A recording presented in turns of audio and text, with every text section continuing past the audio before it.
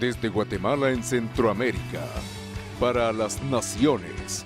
Iglesia de Cristo, Fortaleza de Sion, Ministerio Ebenecer, presenta Tiempos de Refrigerio con el pastor Byron Girón.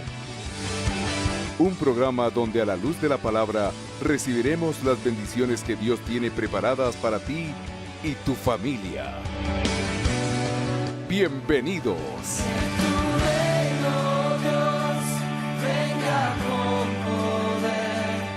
Es interesante que en este último tiempo la batalla del Señor se acrecente, en la cual como hijos de Dios tenemos que tener los sentidos ejercitados en el discernimiento del bien y del mal, declara la palabra.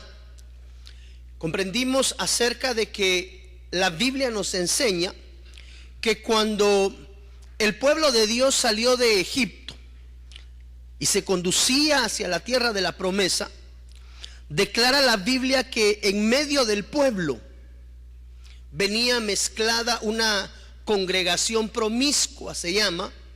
Es decir, cuando nosotros acercamos la lupa a aquella porción de la palabra donde declara la Biblia que el pueblo se alzó y se levantó y empezó a pedirle al Señor que enviara carne, entendimos que esa porción del pueblo que se mezcló dentro del pueblo genuino de Dios, la Biblia le declara chusma.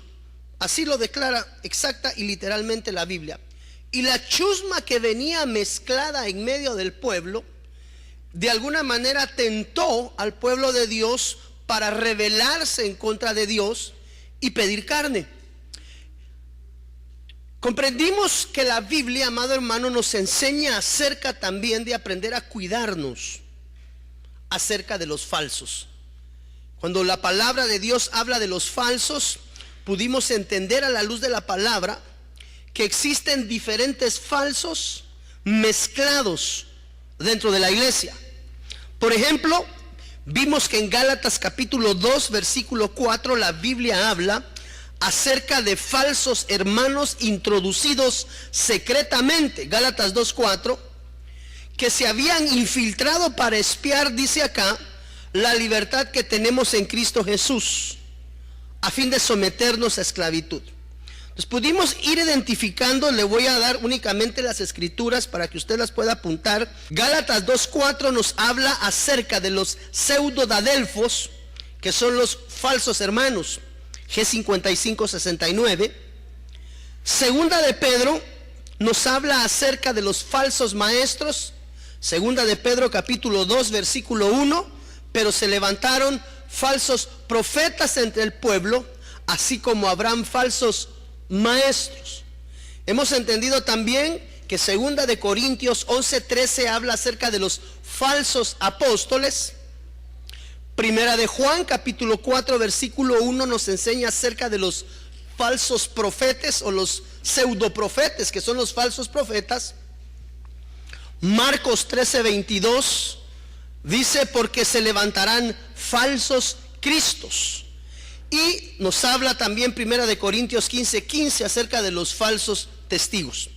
Ahora, es interesante ver cómo todos estos falsos que existen se encuentran dentro de las congregaciones.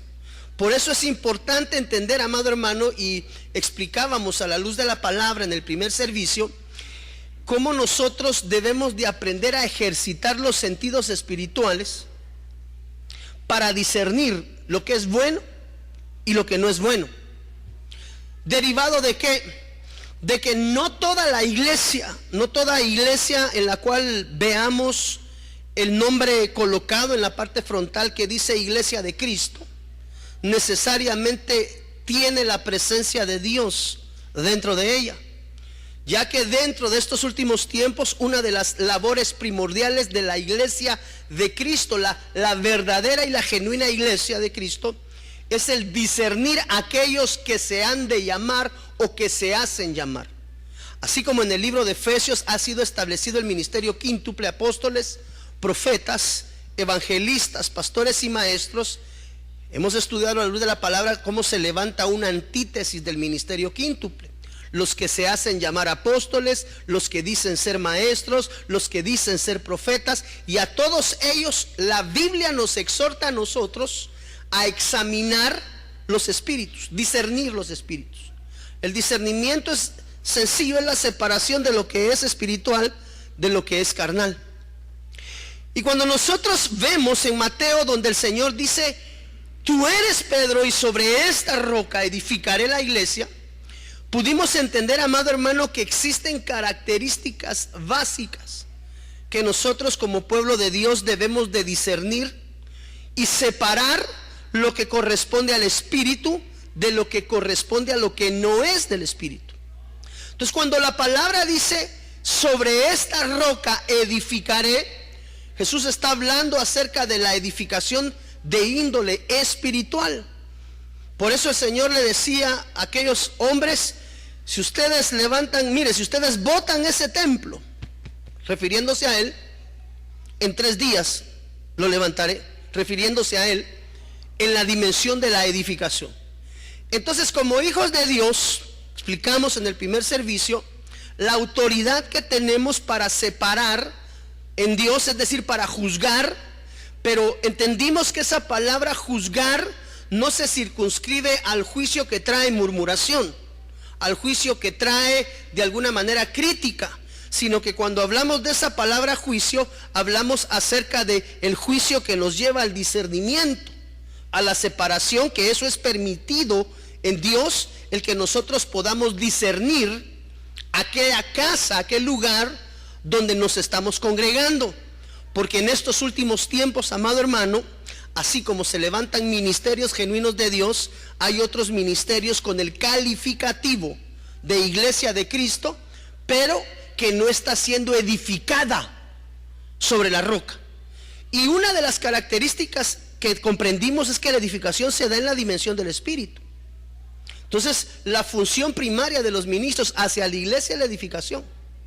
Entendimos, basados en el libro de Hechos, que existen formas de poder nosotros discernir y comprender si realmente la casa donde nos hemos estado congregando cumple requisitos descritos dentro del contexto de la palabra de Dios, que le permita ser calificada como una iglesia que está siendo edificada. Porque nosotros como hijos de Dios, hermano, tenemos que saber dónde es que nos estamos alimentando, dónde es que de alguna manera hemos colocado nosotros la integridad espiritual para ser guiada a través de un ministro que realmente lleve al pueblo a la dimensión de ese encuentro genuino con el Cristo de la gloria. Entonces, cuando comprendimos que el Señor Jesús dijo: sobre esta roca edificaré, comprendimos también que hay algunos ministerios que no necesariamente están edificando. Aquella iglesia que edifica, aquella iglesia, amado hermano, que ha sido llamada de parte de Dios en la dimensión del Espíritu, tiene características, y creo que como pueblo de Dios nos es lícito discernir el lugar donde estamos. ¿Con qué fin? Saber, amado hermano, si al final del día la casa donde decidimos congregarnos es una casa de bendición y no nos adherimos a un ministerio, no nos adherimos a una iglesia simple y sencillamente pues porque pastor, aquí vengo a esta iglesia porque ya vi que están cerca, abrieron la iglesia cerca de mi casa y entonces aquí me voy a venir. Cuando alguien se adhiere a un ministerio, cuando alguien se adhiere a una iglesia, tiene que ser bajo guianza del Espíritu Santo. Hemos procurado enseñar al respecto de esto. Entonces hay características a la luz de la Biblia que describen cómo es una iglesia que realmente está siendo edificada sobre la roca que es Cristo Jesús.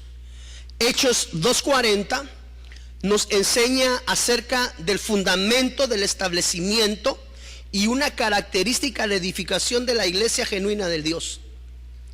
Hechos 2:40 dice: y con muchas otras palabras testificaba solemnemente y les exhortaba diciendo: sed salvos de esta perversa generación. Versículo 41: Entonces los que habían recibido su palabra fueron bautizados y se añadieron aquel día, como, imagínense, hermano, en una jornada evangelista, 3,000 almas a la congregación. Santo de la misericordia. Ese es lindo, ¿verdad? Bueno, entonces identificamos dos características primarias en el primer servicio para poder identificar una iglesia que está siendo edificada sobre un fundamento sólido llamado Cristo Jesús. Y Hechos 2:40 describe que una de las características de la iglesia edificada, no construida, sino edificada, es aquella que ha sido enseñada en la palabra de Dios. Identificamos tres características básicas sencillas, no quiero decir que las únicas, pero que sí nos dejan una clara idea de qué estamos hablando cuando nos circunscribimos a mencionar la edificación basado en la palabra de Dios. Una de las características de la iglesia edificada es que tiene rema de palabra. Génesis 1:9 dice: entonces dijo Dios, júntense. Una iglesia edificada sobre la palabra de Dios produce tres cosas básicas, y voy a avanzar rápido sobre esto. Entonces dijo Dios, júntense. Una de las características de aquella iglesia que está siendo edificada en la dimensión del espíritu, sobre la roca, trae unidad en medio de la casa, trae unidad en medio del pueblo.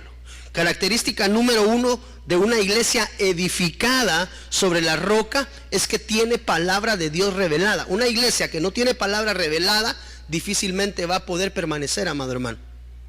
Dice la Biblia en Génesis 1 que una característica de esta iglesia edificada sobre la roca es la unidad. Una iglesia genuina de Dios no produce disgregación, no produce separación, produce unidad.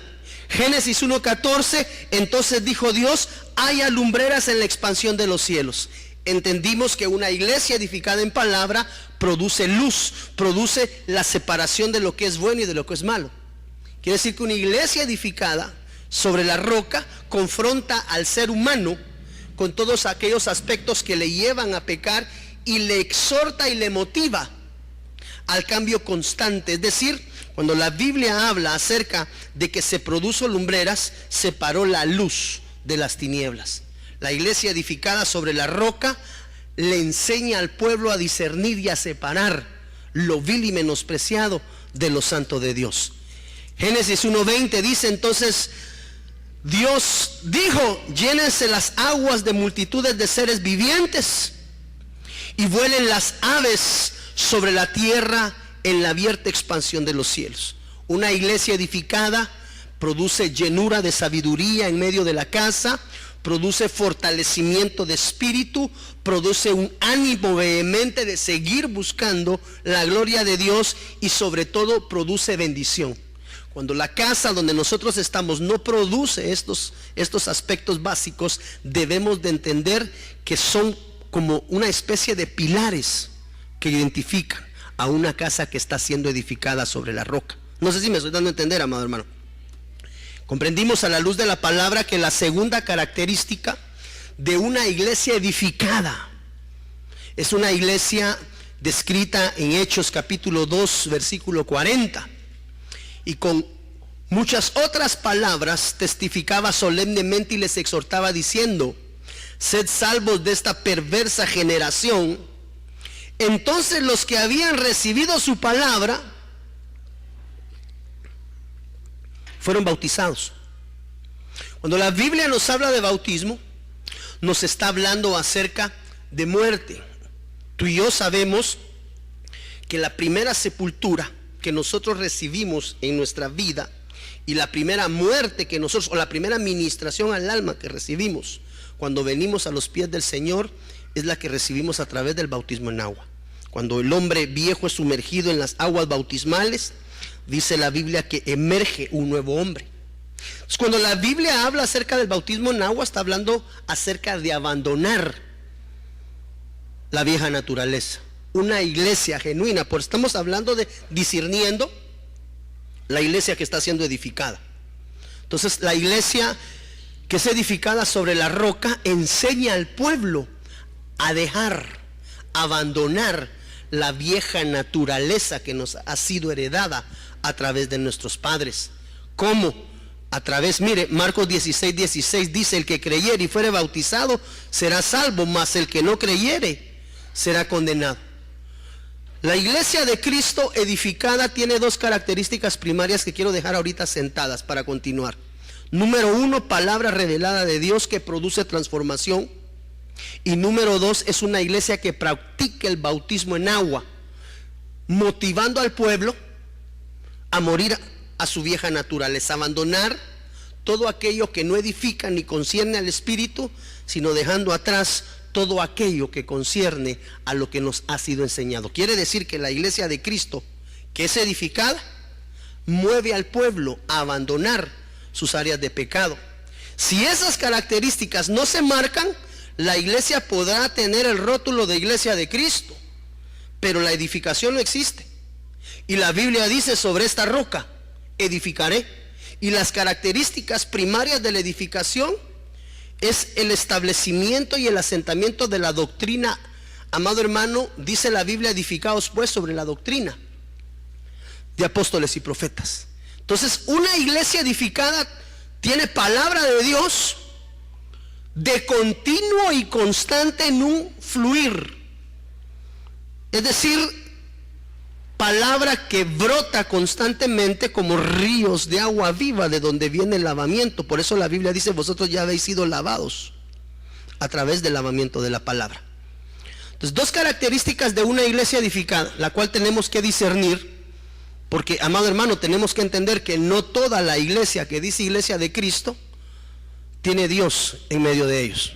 Ok, tercera característica para ir avanzando en esta enseñanza, amado hermano, iniciada en el primer servicio. Hechos capítulo 2 versículo 40 denota en el versículo 41: entonces los que habían recibido su palabra, dice, fueron bautizados, y se añadieron aquel día como 3,000 almas. Otra de las características de la iglesia edificada es el crecimiento por la palabra. Lucas capítulo 5 versículo 1 asenta doctrinalmente esa parte. Lucas dice: aconteció que estando Jesús junto al lago de Genesaret, el gentío se agolpaba sobre él para oír la palabra de Dios. Y vio 2 barcas que estaban cerca de la orilla del lago, y los pescadores, habiendo descendido de ellas, lavaban sus redes. Y entrando en una de aquellas barcas, la cual era de Simón, le rogó que se apartase de tierra un poco, y sentándose enseñaba desde la barca a la multitud. Cuando terminó de hablar, dijo: Simón, ponga mar adentro y echad vuestras redes para pescar. Respondió Simón y le dijo: maestro, toda la noche hemos estado trabajando y nada hemos pescado, mas en tu palabra echaré la red. Y mire lo que dice, otra de las características de la iglesia edificada: y habiéndolo hecho, encerraron gran cantidad de peces, al grado que dice la Biblia que sus redes se rompían. La tercera forma de poder identificar una iglesia que está siendo edificada, por favor, iglesia, es el crecimiento en la palabra, es el rema de la palabra. Cuando la palabra de Dios viene y trae la transformación interna en el ser, amado hermano, una de las cosas que produce eso es ensanchamiento y es crecimiento. Por eso dice la Biblia que en aquel día se encerraron gran cantidad de peces. Quiere decir que una iglesia que está siendo edificada crece.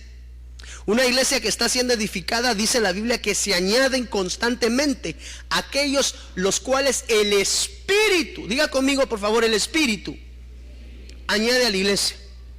Los crecimientos, yo personalmente creo que los crecimientos que realmente son marcados por parte de Dios no obedecen a estrategias humanas, sino que obedecen a estrategias establecidas por parte del Espíritu Santo a los ministros que les va a dar el crecimiento. Entonces, una iglesia que está siendo edificada es una iglesia que tiene palabra que transforma, tiene enseñanza que lleva al arrepentimiento, y número 3, tiene una palabra que produce crecimiento y ensanchamiento en el interior, y como consecuencia del ensanchamiento y del crecimiento interior de cada uno de los miembros, trae como consecuencia lo que muchas veces se conoce como crecimiento. Las multitudes se agregan en aquellos lugares donde hay manifestación sobrenatural de Dios. Hermano, tenemos que ser muy acuciosos en este aspecto, y debemos de aprender, dice la Biblia, que el alimento más sólido es para los que tienen los sentidos ejercitados en el discernimiento. El discernimiento es muy importante en tu vida espiritual. Aprende bien acerca del discernimiento, porque el discernimiento es lo que te va a permitir a ti separar lo que es de Dios de lo que parece ser de Dios. Cuando nosotros, por ejemplo, vemos aquella parábola del trigo y la cizaña, el trigo y la cizaña físicamente son muy similares, casi idénticos. Por eso dice la Biblia que en el tiempo final, esa separación de trigo y de cizaña, refiriéndose a este tiempo que hoy vivimos, deberá de ser ejercitado por ángeles. Ángeles serán delegados de parte de Dios para separar, para discernir los que son de Dios y los que no son de Dios. Entonces, para nosotros saber que estamos en una casa donde Dios nos ha llevado para ser edificados, ¿sabes cómo tú identificas que la casa donde estás es la casa que genuinamente el Señor te llevó? Porque has madurado, porque has crecido, porque hoy no eres el mismo hombre o no eres la misma mujer que se adhirió a la casa meses atrás, años atrás, sino que has ido avanzando y has ido creciendo en salvación, porque la Biblia nos exhorta a crecer en salvación. ¿A través de qué? Del adoctrinamiento. Entonces la palabra de Dios produce crecimiento. Quiere decir que la iglesia edificada sobre la roca produce cambios internos en mi ser. Yo sé que estoy en la casa correcta y sé que es una iglesia edificada sobre la roca, pastor, porque ahora ya no soy igual. ¿Cuántos hemos sido transformados por Cristo Jesús? Aún hay cosas que dejar, seguro, pero ahora ya no soy igual. ¿Cuántos podemos decir que ya no somos iguales? Aunque sea un milímetro has avanzado, no importa, o kilómetros, pero ciertamente ya no eres igual. Característica de la iglesia edificada sobre la roca es que la manifestación del Espíritu de Cristo trae transformación y crecimiento en mi ser espiritual. Tú no puedes permanecer en una congregación por años siendo el mismo hombre o la misma mujer, que la palabra no produzca esa transformación. Por eso la Biblia, estudiamos el fin de semana pasado, cuando vimos en el contexto de la palabra que decía, y esto erais algunos de vosotros. ¿Por qué erais? Porque la palabra trajo el impacto del metanoao, del cambio, del shuv, que produce un cambio de 180 grados en nuestra forma de vida. Característica de una iglesia edificada sobre la roca es que la palabra que ministra en la casa donde yo me congrego ha transformado mi ser interior, espiritual, mi cuerpo. Si la casa donde te congregas o donde te has congregado por los últimos años no ha producido un metanoao, no has sentido que has crecido espiritualmente, no has sido ejercitado en la palabra, entonces tú tienes que saber que posiblemente no estés congregándote en una iglesia que esté siendo edificada. Es que esto es lo delicado, porque en el tiempo final hay que aprender a discernir la luz de la luz verdadera. ¿Te puedo hacer una pregunta? ¿La palabra que Dios ha enviado a tu vida ha transformado algún aspecto integral de tu ser? Levántame tu mano. Oh. ¿Qué te dice? ¿Qué nos dice eso? No le estoy enseñando a discernir, hermano. No le estoy enseñando a usted cosas falaces y vanas. No le estoy enseñando a hacer casa, carro, sueldos, puntos. Y lo que estoy procurando enseñar en el orden de Dios, por misericordia de Él, el proceso de la transformación que nos ha de llevar. En el nombre del Señor Jesús declaramos así, de regreso a la casa del Padre. ¿Cómo yo sé que estoy en la iglesia edificada? Porque hay rema de Dios de transformación. Porque la palabra que estoy recibiendo, pastor, cada día me mata más.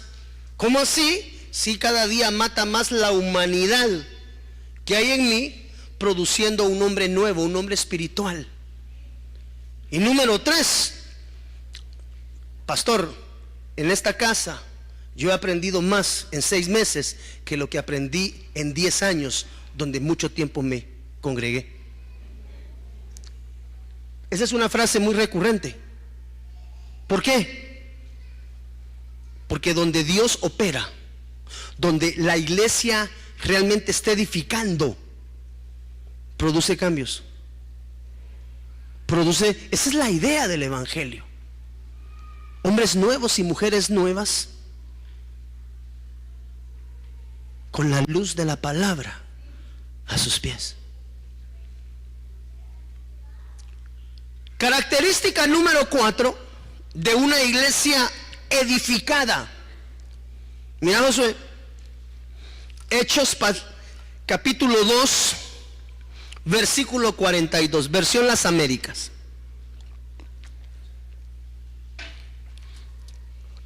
Mira cuál es la cuarta característica para edificar una iglesia edificada. Y se dedicaban continuamente. ¿Cómo se dedicaban? Hay doctrina, hay discipulado, hay escuelas. ¿Por qué? Porque la Biblia dice que una de las características de la iglesia edificada es que se dedican continuamente a las enseñanzas apostólicas, a la comunión, al partimiento del pan y a la oración. Entonces la cuarta característica de la iglesia edificada es que tiene fundamento y asentamiento de doctrina apostólica basado en el libro de Hechos versículo 2, del capítulo 2 versículo 42. Le puedo hacer una pregunta en esa línea de estar aprendiendo a discernir. Le puedo hacer una pregunta, ¿me ayuda a discernir algo? Si Hechos capítulo 2 versículo 42, mire pues, para ir aprendiendo, Jenny,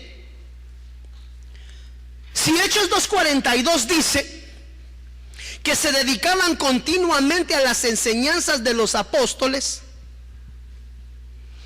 ¿qué sucede con aquella iglesia que no reconoce el ministerio apostólico?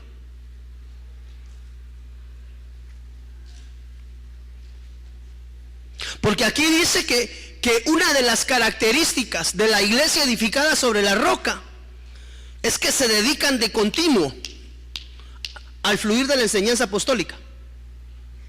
Hoy trato de enseñarle a usted qué sucede si en la casa donde yo me congrego no se reconoce el ministerio apostólico. ¿Será una casa edificada sobre la roca? Pregunto, respóndame por favor, ¿usted cree que sea una casa edificada sobre la roca? ¿Por qué? Porque una de las características que la Biblia declara en el libro de Hechos 2:42 es que la enseñanza de continuo va sobre la revelación apostólica dentro de la iglesia. Por eso es que nosotros debemos de entender, basado en el libro de Efesios, que a unos los constituía apóstoles, a otros profetas, a otros evangelistas, a otros pastores y maestros. Entonces, discerniendo la iglesia edificada, nosotros podríamos decir, si el ministerio apostólico no se reconoce dentro de la casa donde yo estoy, entonces ¿cómo puedo perseverar de continuo en las enseñanzas de los apóstoles si no reconozco el ministerio apostólico en la casa donde yo estoy? Segunda de Timoteo 4:1. Mira, Manfer, lo difícil de esto y lo duro de esto. Segunda de Timoteo 4:1, versión Reina Valera del año 60. Siempre sobre la línea de la característica de la iglesia edificada, donde hay enseñanza apostólica. encarezco delante de Dios y del Señor Jesucristo, que juzgará a los vivos y a los muertos en su manifestación y en su reino, que prediques la palabra, que instes a tiempo y fuera de tiempo, redarguye, reprende, exhorta con toda paciencia. ¿Y qué dice ahí? Y doctrina. Porque vendrá tiempo cuando no sufrirán, no tolerarán, no les gustará, no les parecerá la sana doctrina, sino que teniendo comezón de oír, se amontonarán, no apóstoles, maestros, conforme a sus propias concupiscencias. Porque vendrá el tiempo cuando no sufrirán la didascalia. Esa palabra doctrina, la hemos aprendido ya en varias oportunidades, es la palabra didascalia, G 1319 en la concordancia Strong. Y hemos aprendido que doctrina, mire, ¿por qué es importante la doctrina? Porque el pastor Byron insiste tanto en el fundamento doctrinal, porque esa palabra doctrina significa la instrucción. ¿Cuánto necesitamos instrucción para saber por dónde caminar en los caminos de Dios? Todos, hermano. Significa la instrucción, significa enseñado, significa la enseñanza.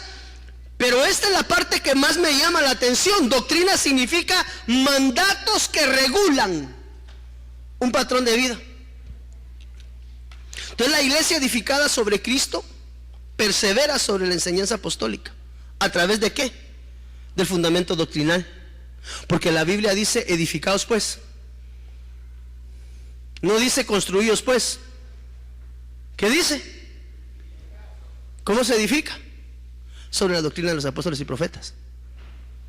Por eso es que la cuarta característica de la iglesia edificada tiene que ser también la doctrina apostólica, y eso conlleva el reconocimiento del ministerio apostólico genuino, que vale la pena hacer notar que bajo el contexto de la palabra, lo único que la Biblia reconoce es el apostolado en los varones. No existe una sola mujer en la Biblia que haya sido llamada apóstola. Por eso usted tiene que tener mucho, usted y yo tenemos que tener cuidado, hermano, discerniendo. No, en la iglesia donde yo me congrego sí hay apóstola. ¿Sabe por qué hay apóstola? Porque no hay fundamento doctrinal, porque no tienen una enseñanza genuina doctrinal. Porque si la enseñanza doctrinal, la didascalia hubiese sido establecida desde el inicio, debiésemos de entender claramente que a la luz de la palabra el ministerio apostólico no existe en la mujer. Por lo tanto viene la pregunta de rebote: ¿será que la iglesia donde yo me congrego, donde se reconoce a la apóstola, está en el orden de Dios y es una iglesia que esté siendo edificada? Es que aquí es donde la cosa toma realce, hermano, donde tenemos que aprender a separar la luz de la luz verdadera en Cristo. Como se carece del fundamento doctrinal, se carece de la didascalia en el fondo de enseñanza, se le llama apóstola a la esposa del apóstol. Se le llama, amado hermano, apóstola a aquella que preside dentro de una congregación. Por eso yo me atrevo a decir que una iglesia, bueno, no me atrevo, hermano, yo creo que ya es tiempo de hablar las cosas como son. Una iglesia que es edificada sobre la roca, jamás va a colocar como un fundamento primario un ministerio apostólico de mujer. Por eso creo fielmente que aquellos ministerios que reconocen el apostolado en la mujer están apostatando de la palabra, porque no existe fundamento bíblico para el establecimiento del llamamiento apostólico dentro de la mujer. Sí existen multitud de escrituras para el reconocimiento del pastorado en la mujer. Existe multitud de escrituras para el reconocimiento del ministerio profético, magistral y evangelístico. Pero no existe un solo versículo en la Biblia, a menos que lo estiren y lo jalen y lo trastoquen, que respalde a la mujer como apóstol dentro de la iglesia. Entonces nosotros tenemos que aprender a discernir lo que es de Dios y lo que no es de Dios. Y si la Biblia no avala, no respalda, no coloca una sola escritura en el fundamento apostólico y doctrinal que pueda habilitar a la mujer en el llamamiento apostólico, perdóneme, se está estableciendo doctrina de hombre. Por lo tanto, dice la Biblia que no se está edificando sobre la doctrina de los apóstoles y profetas. Porque si se edifica sobre la doctrina del apóstol y del profeta, debiéramos de entender que el ministerio apostólico está vedado a la mujer. Ahí hay mucha tela que cortar. Pero discerniendo, cuando usted ve los ministerios, Iglesia X te invita al gran congreso, la apóstola A, la apóstola B, mire, yo acabo de ver un anuncio en las redes sociales de un evento que a mí me dejó los pelos de punta, hermano. Congreso, mejor no doy nombre porque no se trata tampoco de dañar a nadie, no es ético ministerialmente, pero yo a usted le estoy pastoreando y le estoy resguardando. Y los hermanos que me miran por la televisión, disciérnanlo, separen lo espiritual de lo carnal. Pero vi el anuncio de un evento que el nombre era muy llamativo, algo que tenía que ver con movimiento final del espíritu. Y en la publicidad habían por lo menos 10 personas. Bueno, habían 11 personas participantes en ese congreso. 10 eran mujeres. Y solo de perdida había un pastor por ahí. Estaba lleno de apóstolas, de profetas y de pastoras. Y solamente había un pastor en medio de todo el mover. Basado en lo que hemos aprendido en la palabra de Dios, ¿usted cree que ahí hay una operación de Dios? Ahí hay un movimiento jezabélico tremendo, pero hace falta tener el discernimiento y el fundamento doctrinal para poder identificarlo. Por eso es importante, iglesia, que nosotros nos apeguemos al contexto de lo que escrito está. Por eso fue que cuando el Señor Jesús fue llevado por el Espíritu al monte para ser tentado, usted recuerda que la batalla primaria fue escrito está. Escrito está, escrito está, escrito está, escrito está. Porque cuando uno se pierde en el escrito está, hermano, le dan de tomar atol con el dedo. Por eso mi consejo, aquellos ministerios que reconocen, porque mire, la parte central direccional de la iglesia, en el entendido que Efesios marca los 5 ministerios, pero los 5 ministerios en ningún lado establece que el apóstol es más que el pastor, que el profeta, que el evangelista, que el maestro. Simple y sencillamente es una tarea diferente y una manera de presidir la autoridad en línea apostólica, pastoreando, es decir, es un boyero, él es un pastor de bueyes, él es un pastor de pastores. Porque la cabeza apostólica ha sido entregada al varón. No hay un versículo que respalde el ministerio apostólico. No sé ni por qué estoy metido en esto, pero gloria a Dios, todo por el mismo precio. Entonces, cuando uno ve apóstolas cubriendo iglesias, hermano, ahí hay un trastoque jezabélico tremendo dentro de la iglesia. Amamos a las mujeres en esta casa y respetamos su ministerio. Quiero ser claro. Siempre y cuando la Biblia lo respalde a la luz de la palabra.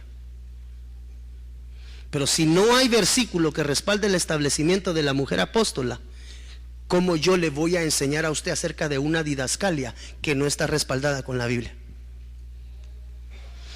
Esa es la importancia de este tiempo de discernir la iglesia que realmente está siendo edificada, porque la iglesia que está siendo edificada está siendo mudada y transformada de constante en el Espíritu. Entonces, la cuarta característica de la iglesia que está siendo edificada es que transforma las vidas a través de la enseñanza doctrinal. La cuarta característica es la doctrina apostólica. Eso nos lleva a la otra fase del discernimiento. Si la Biblia no establece el fundamento doctrinal con escritura que respalde el ministerio del apóstola, esto es el equivalente al reconocimiento en aquellas iglesias, amado hermano, que no tienen una enseñanza fundamentada en la palabra. Entonces viene la pregunta del millón: ¿se está edificando su vida? Porque en el tiempo final hay que aprender a separar lo que es genuino de Dios y lo que no es genuino de Dios, amado hermano.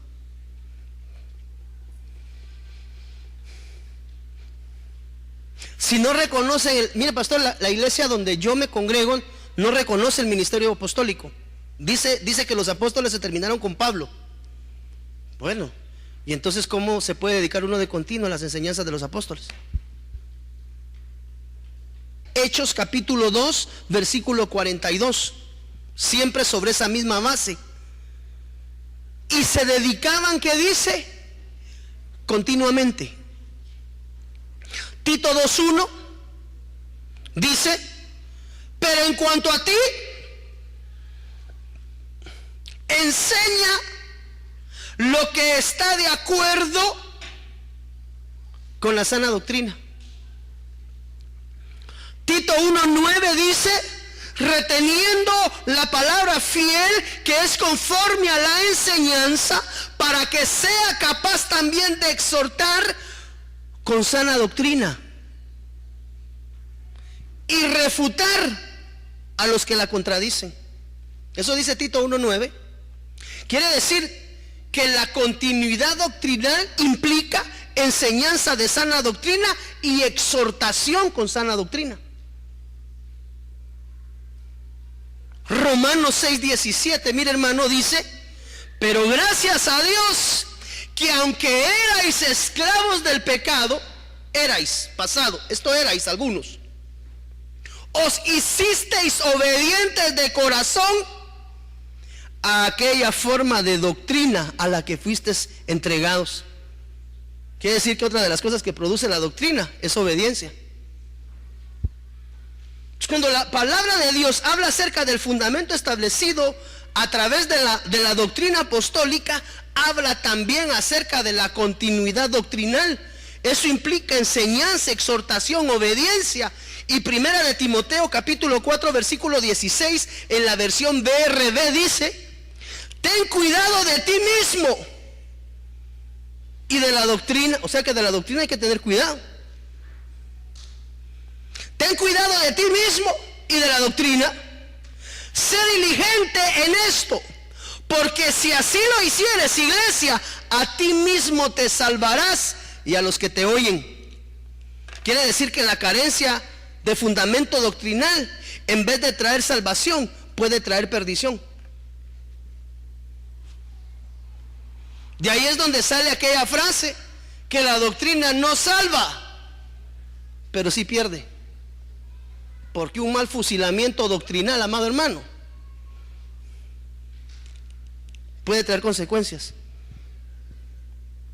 A lo que hemos hablado en esta última hora, básico: la iglesia que tenga fundamentada las apóstolas como cabezas ministeriales van a involucionar en un espíritu matriarcal jezabélico. Es cuestión de tiempo nada más.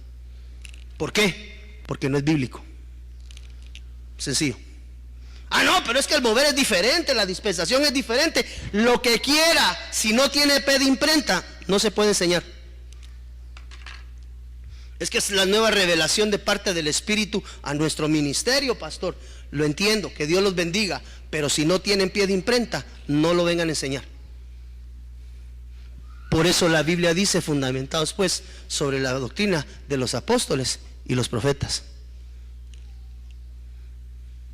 Hermano, tenga cuidado de la sana doctrina. Primera de Timoteo 4:16. Cuídese de usted y cuídese de la doctrina que está recibiendo. ¿Por qué? Porque si la doctrina que tú estás recibiendo no está enmarcada dentro del contexto de la palabra, vas a terminar apostatando de la fe. Por eso la Biblia nos exhorta y nos enseña acerca de los diferentes tipos de doctrinas. ¿Se recuerda usted acerca de los diferentes tipos de doctrina que hemos enseñado? ¿Cómo identificarlos? Doctrina de demonios, doctrina de hombres, doctrina de Balaam, doctrina de demonios, vientos de doctrina. Solo ahí tenemos 5. Y todos ellos impactan y pegan directamente en la vida de la iglesia. Si pastor, yo estoy aquí, pero yo no sé por qué le llaman apóstola, pero yo aquí estoy. No es así nada más. Porque puede tener el nombre de iglesia de Cristo, pero si el fundamento doctrinal no está circunscrito al escrito está, amado hermano, ¿cómo fundamentas tú esa parte? Por eso la Biblia dice: fundamentados pues, o edificados pues, sobre la doctrina apostólica y profética. Vamos comprendiendo un poquito acerca de lo que es el discernimiento, amado hermano. Por eso no nos podemos ir en blanco. Te invito a mi iglesia, mira, va a haber un congreso, pero mira, tremendo. ¿Y quiénes van a ministrar? 15 apóstolas vienen del extranjero. Santo de las misericordias. Y la iglesia piensa que está siendo edificada. Ese es el problema. Piensa que está siendo edificada, pero no, porque la edificación se circunscribe a enseñanza doctrinal establecida en la palabra de Dios. Tremendo, hermano. Y eso está pasando ahora. Evidentemente los ministerios que fluyen en la línea doctrinal exacta, basada en la palabra, no lo que nosotros decimos, porque nosotros como iglesia no decimos tener la verdad absoluta, pero por lo menos en lo que nos concierne al discernimiento de la palabra, procuramos apegarnos en nuestras decisiones y en el contexto de la guianza, con el escrito está. Entonces la continuidad doctrinal implica enseñanza doctrinal, exhortación con doctrina, obediencia con doctrina y sobre todo aprender a tener cuidado de la sana doctrina. Hechos capítulo 2 versículo 42. Sexta característica de una iglesia edificada.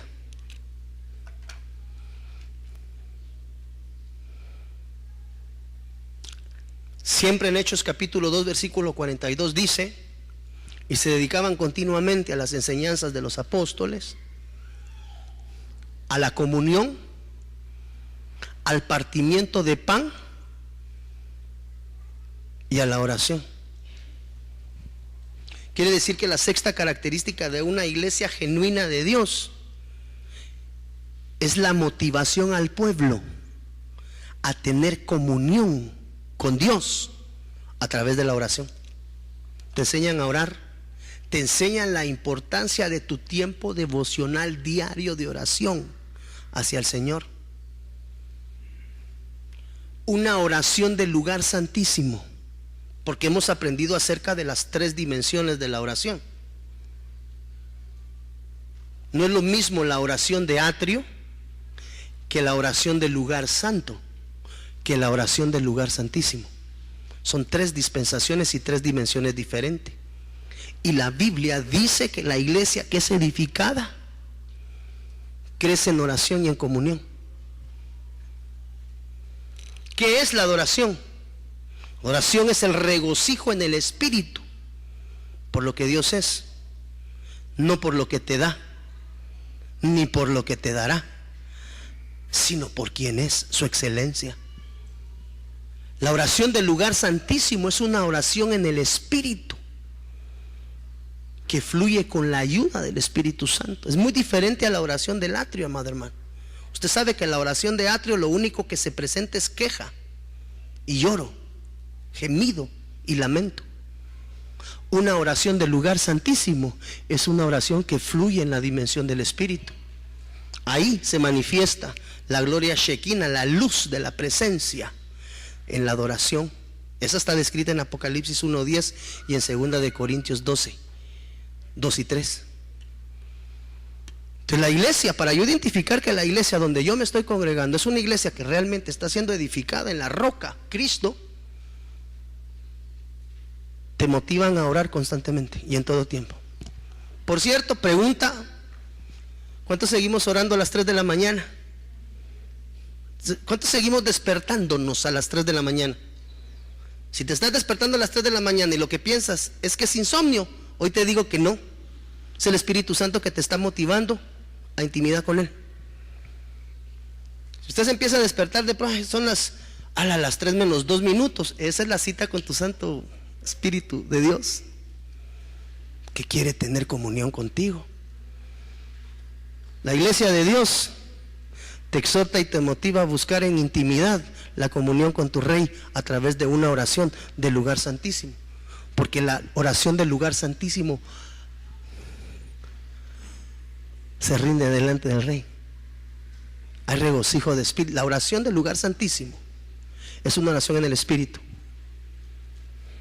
La oración del atrio podría ser una oración con el alma. ¿Por qué? Porque solo presenta quejas delante de Dios.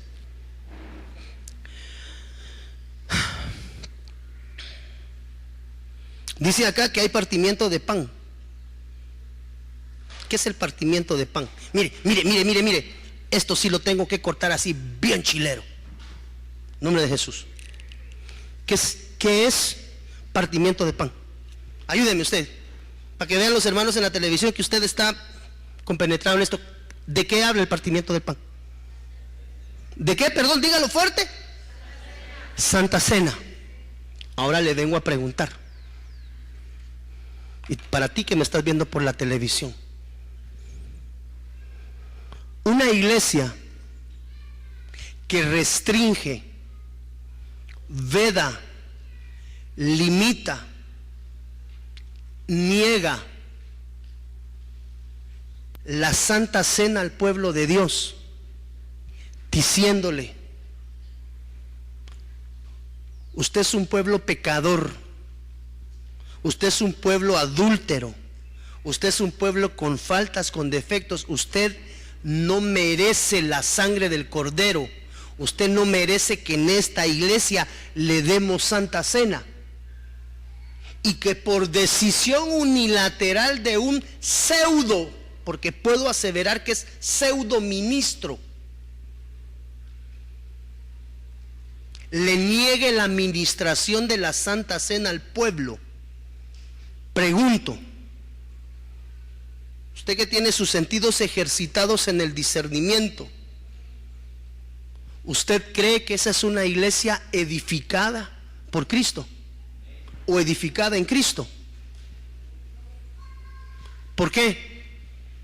Porque la iglesia de Cristo tiene una característica: partimiento de pan. Por eso es que aquella iglesia, y hoy quiero decirlo frontalmente, porque esto es avergonzar a los falsos pastores, aquellos pastores que no le han permitido al pueblo la transformación, porque dice la Biblia en 1 de Corintios capítulo 11 versículo 28: por tanto pruébese cada uno a sí mismo y coma así del pan y beba de la copa. El probarse a sí mismo es presentarse delante de Dios en el entendido de mis faltas y mis defectos, comprendiendo que me acerco delante de un Padre que es Padre de misericordias. Primera de Corintios 11:29 dice: porque el que come y bebe indignamente sin discernir el cuerpo del Señor, juicio come y bebe para sí. Ese discernimiento, hemos hablado que la palabra discernimiento es la separación de lo espiritual de lo carnal. Limitar la Santa Cena al pueblo es limitar el discernimiento. Y limitar el discernimiento es limitarle al pueblo que pueda discernir internamente sus actitudes carnales y sus actitudes espirituales, para separar lo que es del espíritu para entregarlo a Dios y lo que es de la carne desecharlo. Es decir, quitarle la oportunidad al pueblo de recibir la cena del Señor es una bajeza ministerial, y es tiempo que los pastores que están vedando la Santa Cena al pueblo entiendan que lo único que están siendo son artífices de la disgregación del pueblo de Dios. Porque la característica de la iglesia edificada es que tiene partimiento de pan, y el partimiento de pan es Santa Cena. Cuando usted encuentra en la Biblia, dice la palabra de Dios que hubo un hombre que se encontró con Melquisedec. ¿Quién fue? ¿Qué hizo Abraham? Dice que le dio el diezmo de todo. ¿Como consecuencia de qué? De que le había dado pan y vino. Ahí hay una Santa Cena escondida. Entonces, hermano, tú que me ves por la televisión, si te han estado engañando diciéndote que eres indigno de la cena del Señor porque eres un hombre o una mujer pecadora, quiero decirte que la Biblia declara que a través de la cena del Señor podemos ser purificados. Hermano, aquel ministro que le veda la cena del Señor al pueblo, lo que está haciendo es limitando su proceso de crecimiento. Porque dice la Biblia que en la cena del Señor hay muchas manifestaciones. Mire, es más, hasta la sanidad, porque en la cena del Señor se recibe sanidad. Entonces ahora viene la pregunta del millón, basada en el contexto de la Biblia, de una iglesia edificada. Si la iglesia edificada tiene enseñanza apostólica, tiene comunión, tiene oración y tiene partimiento de pan, aquella que no le presenta esas prebendas delegadas de parte del Rey de Reyes y Señor de Señores al ministro para que lo ministre, valga la redundancia, al pueblo, entonces ¿en dónde estamos? Tú sabes que la cena del Señor lo que provoca en ti y en mí es que nos discernamos y que digamos, bueno, Bairito, esto y esto que has estado haciendo, eso no es del Espíritu. Y esto que has hecho, eso sí es del Espíritu. Separa, entrega lo que no es del Espíritu a Dios para que Él lo tome y lo deseche y sea edificado. Pero hermano, decirle a un hijo de Dios, no te puedo dar Santa Cena porque sos pecador, hermano, perdóneme, va a colocar su cabeza en la afrenta, porque al que se está tocando es al pueblo de Dios. Usted, antes de ser oveja de este pastor, usted es oveja del Rey de Reyes y Señores de Señores, del buen pastor. Jehová es mi pastor. Es una iglesia que restringe la Santa Cena al pueblo. No es una iglesia que esté siendo edificada sobre la roca. Podrá estar siendo edificada sobre lo que quiera, pero no sobre la roca. Dios te bendiga, te saluda el pastor Byron Girón, pastor general de Iglesia de Cristo Fortaleza de Sion Ministerios Ebenecer en Guatemala, Centroamérica. Yo quiero llegar hasta tu hogar, a ti, amado hermano, que te has apartado de los caminos del Señor, y recordarte que el Cristo de la gloria tiene un plan perfecto para ti y para los tuyos.